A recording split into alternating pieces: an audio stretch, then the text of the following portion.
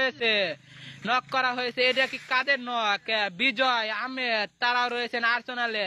এদিকে রয়েছে মিকো ট্রোগানের চার্জ, ফুল একটা। ও মাই গড, ইউএন মির তার ফার্স্ট নকটা বের করেছেন। এনিমির পুরো রাশ। ও মাই গড, দ্বিতীয় নক।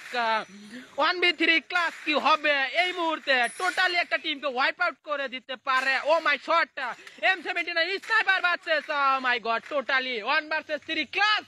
তারা একটা শটে ম্যাক্স 7 এর চার্জ, 1v1 এর একটা ব্যাটেল। এদিকে নিচে প্লেয়ার মিকো যাচ্ছে, দেখেছে কে হিল করার চেষ্টা করবে, হিল করেছে। রাশটা কি দেবে? অলরেডি ইউএন মিরের সামনে প্লেয়ার টোগানের চার্জ, রাহিম ভাই মিকো অলরেডি একটাকে ডাউন করেছে।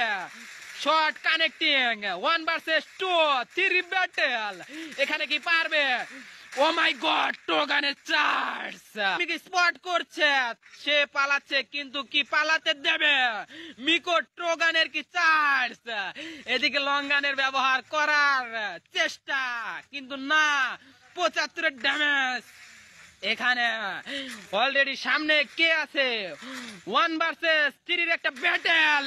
ও মাই গড, ও মাই গড, ইএক্সপি সাব্বির ভাই আছে। এদিকে মিকো নেট খারাপ, একটাকে ডাউন করেছে, আর একটার পুরো রাশ।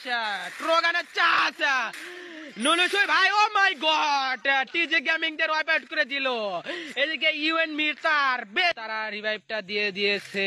এদিকে শাহিন ভাইদেরকে অবস্থা দিল। তারা একটা ফাইটের ভিতরে ছিল, কিন্তু না, পিছন থেকে MP40 যাত্রা।